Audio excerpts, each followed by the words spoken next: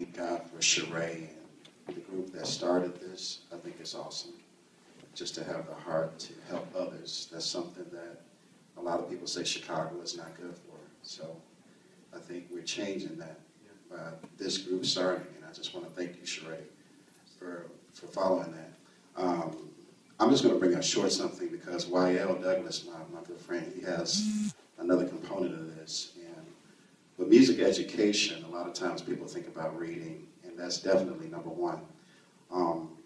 But I would say that I brought some books, and you guys have access through the Musicians Guild to get a hold of me. I brought some books here, not just for keyboard players, but for all players and even singers. Like, there's a lot of books. One of the publications I really like is the Musicians Institute. And this book in particular is ear training for the contemporary musician. And what it really does, it goes through notation, it goes through interval training, it goes through rhythm training, and everything that you pretty much need to start for the people who don't already know how to read. This is a really good book for you to start, even if you're trying to sight sing.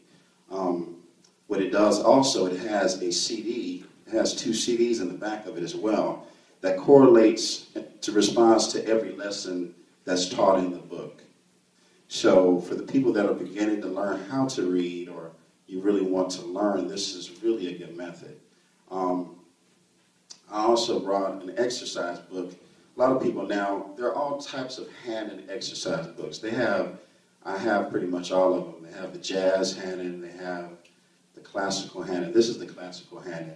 And basically what it is, you know, with drummers, you guys have rudiments. And rudiments are your fundamental tool that you learn how to learn your patterns.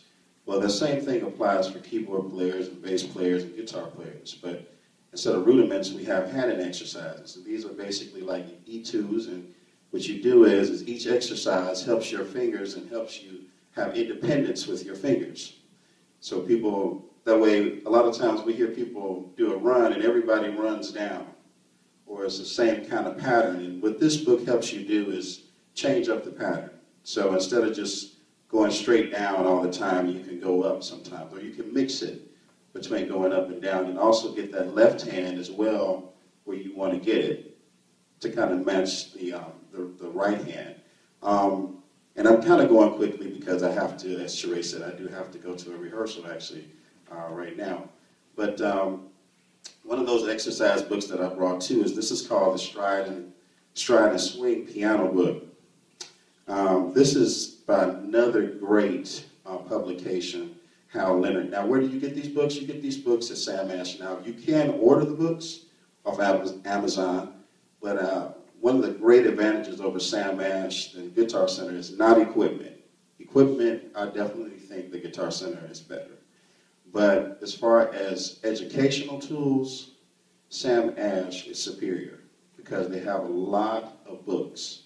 Unfortunately, when I go and pick up the books, it's not a lot of us over there picking up the books. But that's what this is for, so that we can change that. So in Sam Ash, they have a lot of books. I primarily play a lot of R&B and jazz music. Now, the other way of learning beyond reading is knowing tunes.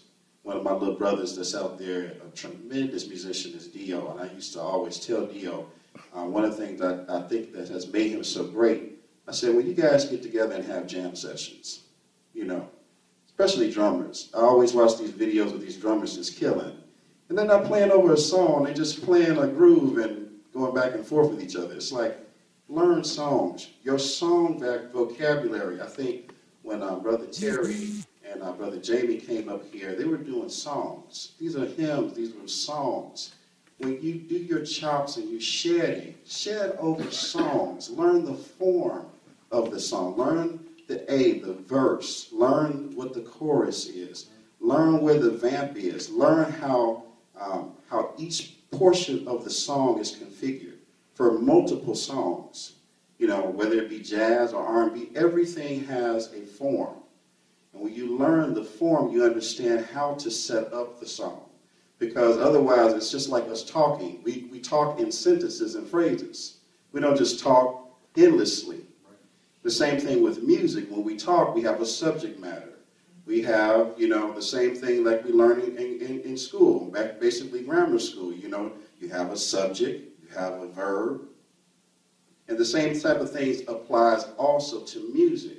You know, we basically start out the song this way, we end, and also in learning those things, we can go through all different types of theory, understanding substitution, understanding all types of rhythmic changes, understanding turnarounds, and all that language we can talk about. Like I said, you have my telephone number, and I'll be happy to share.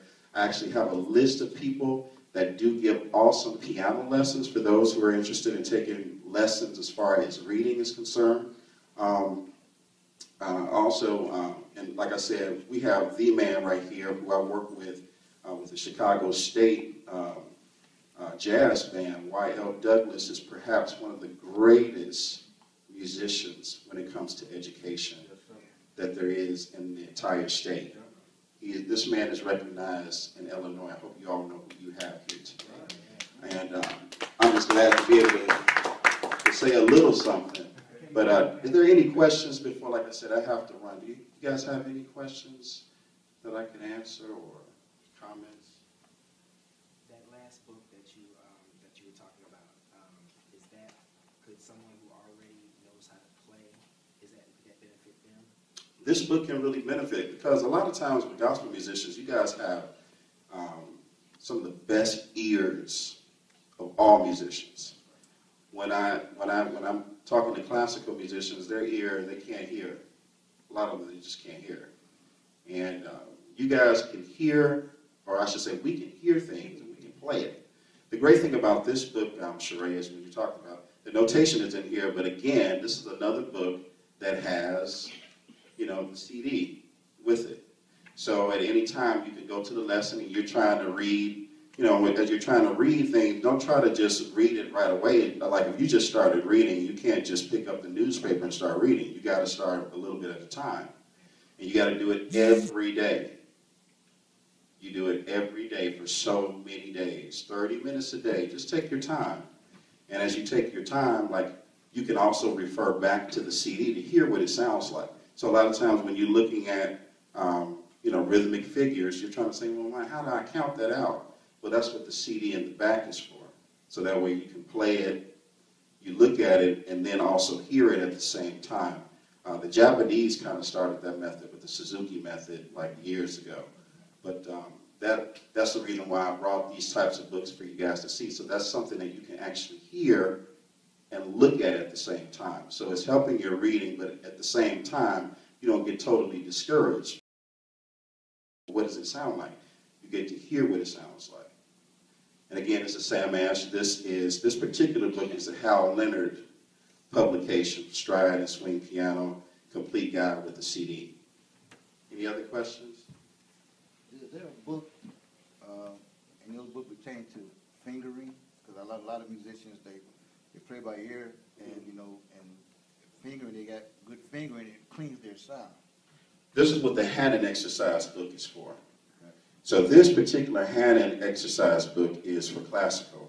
They have, they have a complete series. They have the Hannon for blues. They have the Hannon for stride and boogie woogie. They have the Hannon for jazz.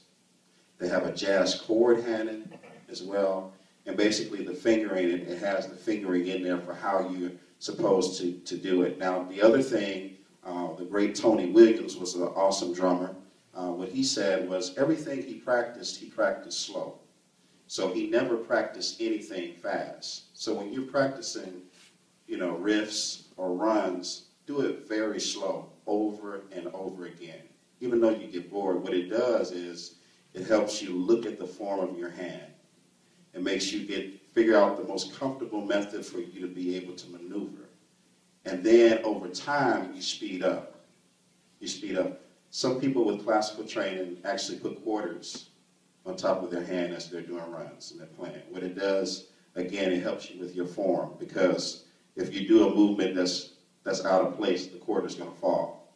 So what happens is you constantly play over and over these exercises until, you know, you build up your speed. You probably start off at about 60 or 70 BPMs with a metronome, and try to practice with a metronome as well, because all that's going to do is help your timing, especially for later on if you want to do recording